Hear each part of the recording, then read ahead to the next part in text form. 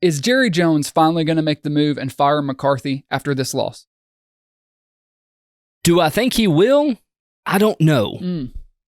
Up until this week, I thought there's no way that Mike McCarthy goes anywhere.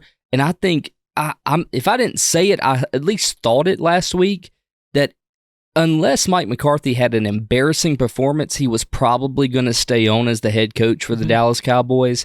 But this was embarrassing. The score looks closer than it was because I don't think Green Bay knows how to keep a lead. They kept their foot off the gas a little bit through the second half. They let the Cowboys creep in.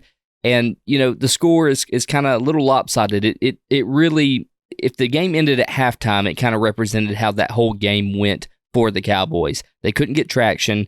Jordan Love was on fire. The Packers did great. We'll talk about them in a minute. Your question to me, though, was Mike McCarthy, should he be fired? Should he be kicked out of the Cowboys Stadium? In my opinion, yes. And let's look at why. Mike McCarthy's playoff performance, go ahead and pull up the graphic. It's been terrible, to say the least. He's had weapons all around him.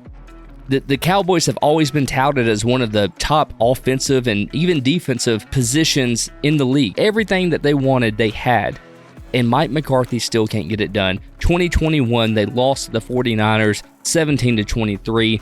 The Bucs, they beat in 2022, but they turned right around and lost to the 49ers again. And then we saw just this week, they fell to the Packers in their worst loss in playoff history under Mike McCarthy. This team has got what it takes to be in the playoffs. They've got what it takes to win playoff games, but not under the leadership of Mike McCarthy. This is me talking, and I'm just a moron with a microphone. But I think the writing's on the wall, right? If you're a Cowboys fan, off with your head, Mike McCarthy. I'd feel similar if I was an Eagles fan today. Yeah, it's tough, man. And when you look at those playoff games, obviously the one win is against Tampa. That was Brady's last game, but that wasn't a good Tampa team. That was a, half-assed team that just won a really bad division. We knew with a 65-year-old quarterback. Right. We knew that Dallas was going to win that game. They handled it, and then they immediately failed the next week to San Francisco. I mean, that was a debacle, that 2021 game against San Francisco, and now this. I agree. I think that's it for Mike McCarthy, and it's tough, man. Like, it genuinely is tough because when you're going 12-5 every year, it's like, hey, we're gonna fire our coach going 12-5 making the playoffs, but it's the way they lost. Like you said, if they lose on a last-second field goal to the Packers, I think we're disappointed, or Packers fans are disappointed, but maybe that's it. But you can't go out and get absolutely outplayed, outclassed by, essentially a rookie quarterback. He's not a rookie, but it's his first year starting.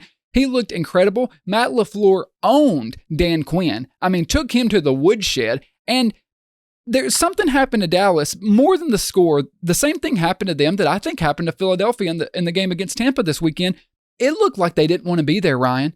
From the first drive of the game, it looked like Dallas was unprepared. They were lethargic. They were unenthused. They weren't really trying to tackle.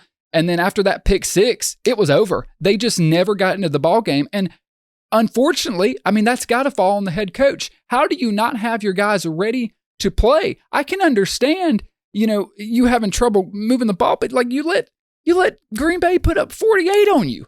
Is it somewhat ironic that the team that might have got him fired is the same team that he led to a Super Bowl? It's pretty ironic. It really is. It's pretty hilarious, actually. And what else out of this, too? Dan Quinn getting a lot of head coaching interviews? That's done. I don't think his phone's going to be ringing. Yeah. We've talked about this ad nauseum, but Mike McCarthy's himself. It's usually his fault why he doesn't succeed. And this is another case of being McCarthy'd. I don't think that Mike McCarthy has what it takes, at least at the Cowboys, and it's clear, it's evident. We have the facts to back this up, to lead this team to a Super Bowl. And we know that in the NFL, what is the ultimate goal? Well, especially for Dallas. Like, that's the thing. If you're at the Colts or something, they're not expecting a Super Bowl every year. But Dallas is that brand. Jerry Jones expects it. So you want to get to the Super Bowl. Well, Tristan, when you have teams like the Texans who come in with a rookie quarterback, a rookie head coach, young players everywhere on the field, and they win their first playoff game handedly. Right. And you look over at the Cowboys who have all this star talent that have been together for 3 or 4 years now under a head coach who's been there, done that in the Super Bowl. You have to demand more than what McCarthy is putting up. That's exactly right. And Green Bay's the youngest team in the league, by the way. Speaking of these young teams doing it, they just did it. They did it to Dallas. It's unbelievable. And it's crazy. Dak has the problems. We know he turns the ball over in playoff games, but you can still win games with him. The blunder on McCarthy is usually clock management and like crazy fourth quarter blunders. I don't know if I've ever recall seeing a McCarthy team, certainly in Dallas, that just looked like they didn't show up. I mean, they didn't show up, Ryan. And like you said, it's such a talented roster, especially on defense. They're talented, so it's unacceptable. I really do think this is almost a house cleaning, and the name circling, and rightfully so, is Bill Belichick. I hope it happens. I think this would be the perfect spot for Belichick to go and try to have his Brady moment. He's got a roster stacked with talent. Say what you will about Jerry Jones, he's actually a good GM. He drafts really good players. He brings in good players. They develop them. Their roster is fantastic, and it always is. Plug in Belichick, let him bring a coaching staff. Who knows what happens? I promise Belichick's not losing like this in a playoff game with that roster. Belichick's been connected with the Falcons recently.